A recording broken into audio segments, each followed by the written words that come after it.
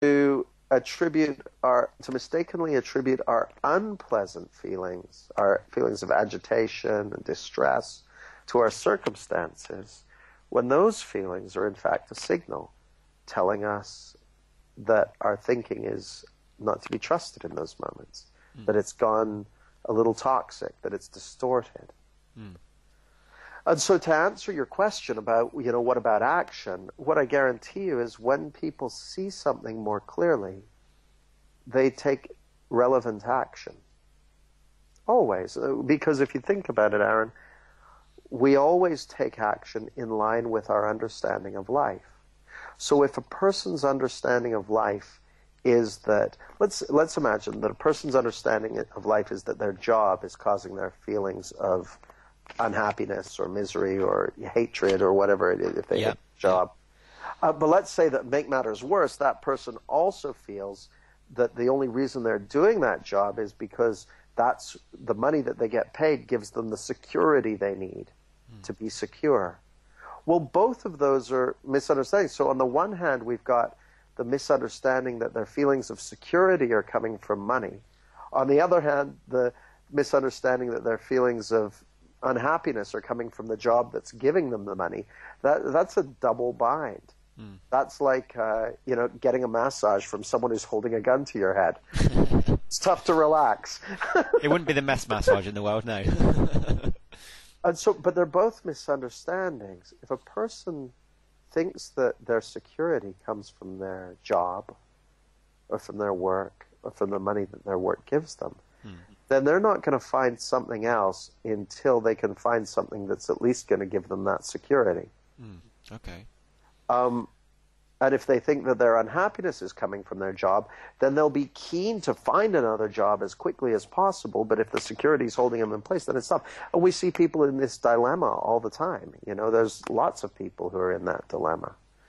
But it's a misunderstanding. So once they see more clearly, once they say, hey, I'll give you a specific example of this. I was talking to one of my clients, and he said, well, I worked for years at a job, and it was miserable because the whole time I was thinking, God, what if I have to do this for the rest of my life? What if I'm stuck here? What if I never get to do something more inspiring or whatever? And I said, on a scale of 1 to 10, where 1 is and 10 is, oh, this is brilliant, what was the quality of your experience of that job for the X number of years that you were there? And he said, oh, it was probably about a 6. It was pretty dismal. It's about 6 out of 10. And I said, and as you said, all the time you're there, you're thinking, what if I'm stuck here? What if I'm going to be here forever? Da, da, da, da, da. I said, how would it have been if you had exactly the same job, but you weren't thinking that the whole time? If you just felt okay with it? He said, oh, well, if you weren't making up this story about how you're trapped and all that sort of stuff. He said, oh, well, then it would have been a really good job, actually. It would have been about a 9 out of 10. The only thing that was stopping him having a rich experience of it was his thinking. His thoughts, yeah. And it's how we're designed, Aaron, how we're created, or however you want to think about that. The natural human response to life is to have a rich experience of it. So this is why you don't see 2-year-olds and 3-year-olds saying how they hate their job because they haven't got them. But if they 2-year-olds and 3-year-olds, they're deeply engaged with life. Right. Okay. And it's not because they're thinking empowering thoughts. It's because they haven't got much on their mind. They're not thinking much at all. Now, thought is what's creating their experience of reality, but they don't have a whole bunch of personal thought about themselves. They don't have a bunch of thought about how am I doing and how am I looking to other people and am I good enough to do this and can I manage it and all that sort of stuff. They're not doing all that stuff.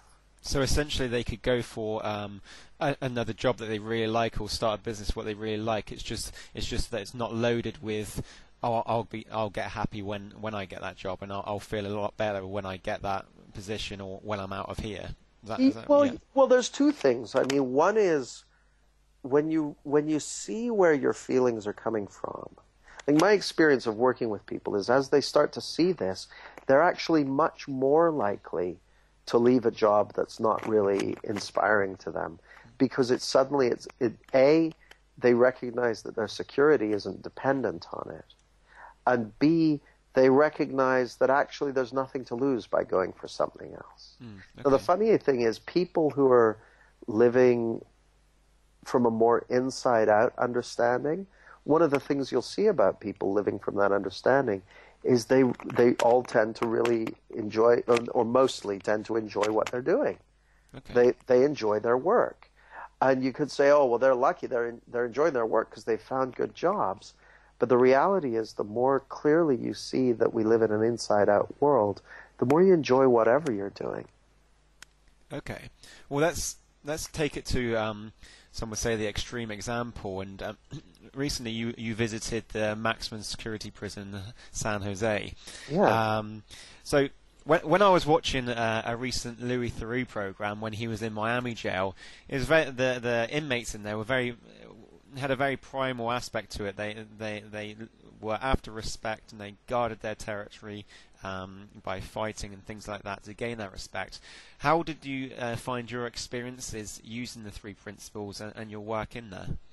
Well, I was, to give you a bit of background, I went into San Jose jail with a woman called Kathy Casey. Kathy's one of the teachers on the Three Principles University program we're running at the moment. And she's pioneered the work in the prisons in Santa Clara County in California, taking these principles in and sharing them with prisoners. And just to give you an idea, these convicts are mandated to go on the program. So they have to go on the program. It's like 8-week program, a couple hours a week.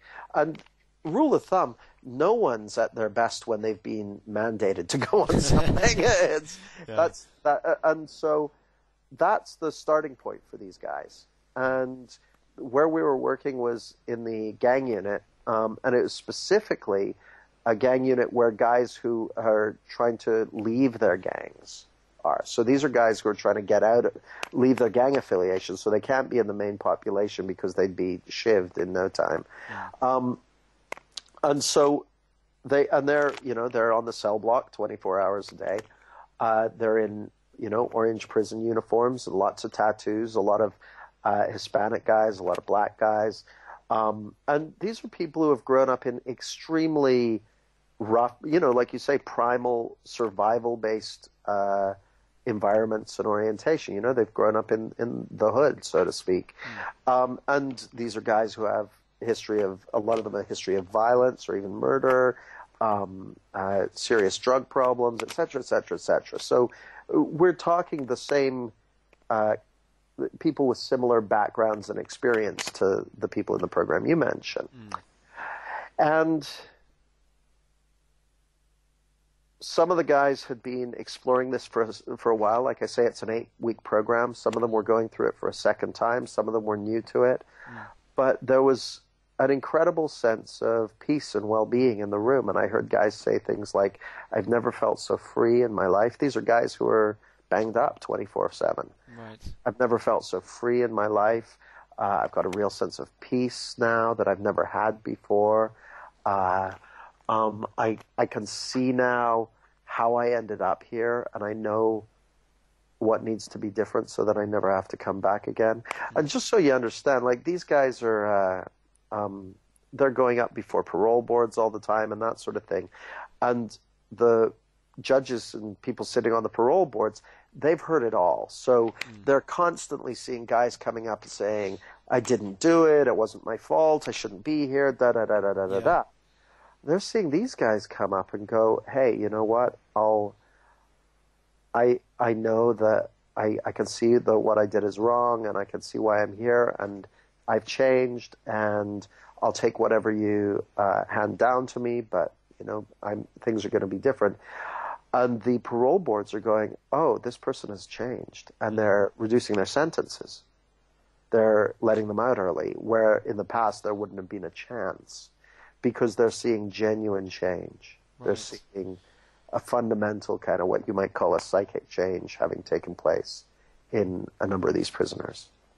And has this same program been distributed out now in other places as well? It's being run in a number of prisons, but it's far from being ubiquitous. It's I know there's been some in Florida, some in California, but it's just the tip of the iceberg at the moment. Mm. Yeah. And I imagine when you went into the prison, you had to be aware that your thoughts were your thoughts. And do you have any nervousness when you went in there, or? I got a bit nervous at one point because there was a sign up when you're going through the metal detectors that said, "This is a no hostage zone." and I laughed at that. I was like, "Does anyone obey that?" And Kathy said, "No, that means that once you go through these doors here, if you get taken hostage, you're on your own. There won't be any attempt to rescue you." All right. So I was kind of like, "Oh, okay, good to know." But actually, the reality is, I mean, this is a very, like I say, it's a maximum security jail, and the warders are all, guns and all that sort of stuff. But we felt very safe in there. It didn't feel like a hostile environment. And in fact, the particular unit in Santa Clara County, in San Jose jail, which is called, I think, 5C, the levels of violence on that unit have plummeted since this program. Yeah, oh, wow. Since this program was taught in there, since it started being taught. So, it's really gone down. Oh, brilliant! That's good.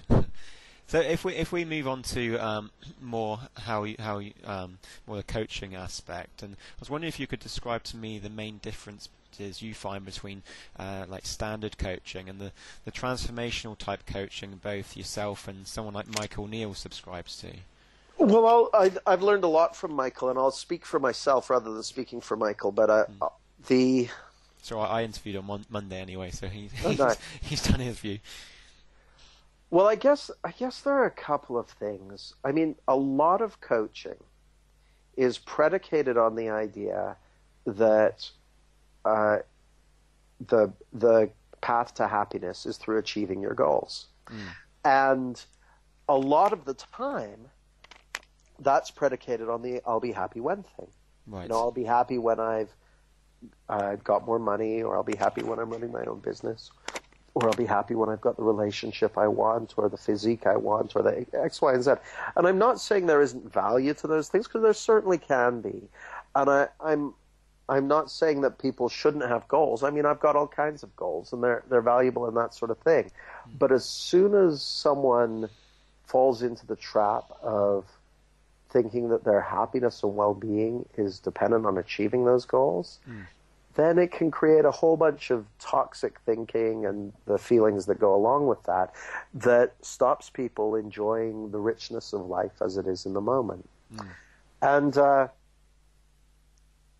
that those feelings are often used as the kind of carrot and stick to get the goals, and with the result that a person's